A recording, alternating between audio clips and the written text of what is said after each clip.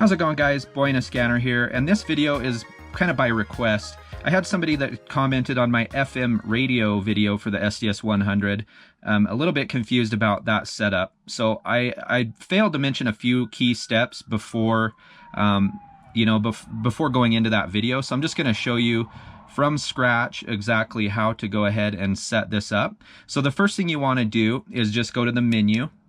And we're going to go down to the custom search area, which is just this search for menu here. So we'll click enter there. And the first thing you want to do is go into edit custom.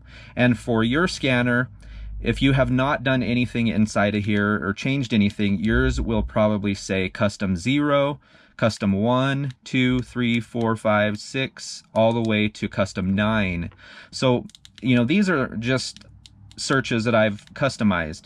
So in this example, I'm just going to go to custom 0. This is one I haven't changed yet. This is still factory default.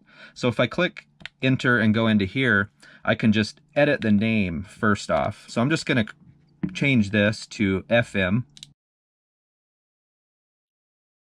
Okay. And then I'll just go ahead and click enter.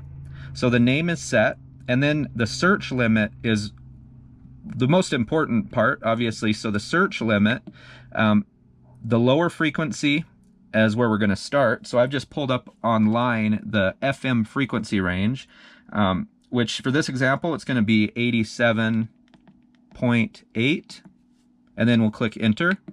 And the upper frequency is going to be 108.0, and then we'll click enter again.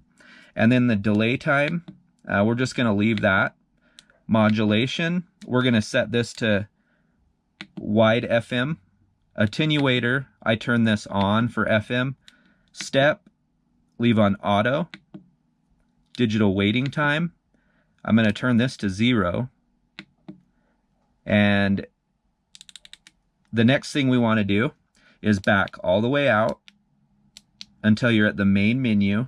And then you want to go to the next menu up, which is SRCH/close call options. So search and close call options.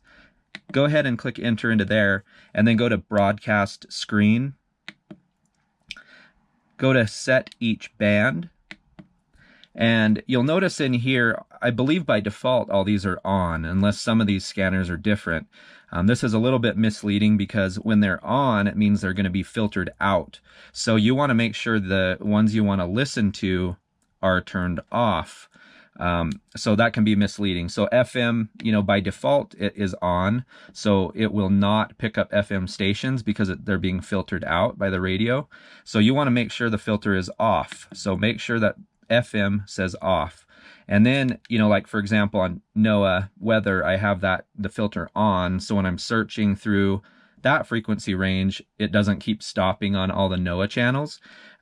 So yeah, first, that's one of the main things here besides the lower and upper frequency, and then changing the set each band, that filter to off. And that again was just right inside search close call options in the main menu, and then in broadcast screen, set each band. And then you can do that by turning them all on or turning them all off, or whatever you want to do. The next thing we want to do is back to the main menu again, and then now we can start listening. So if we go to search for custom search, if I click 0, you'll notice these numbers up here. Those are my favorite searches, my search lists. So if I click 0 and then turn 8 and 9 off, this will start searching for FM stations, and I can just rotate that knob until I find something. It should stop on some frequencies here. The actual shelter-in-place orders that we saw take hold. So for example, I could just let it go. She says she hopes that the president will.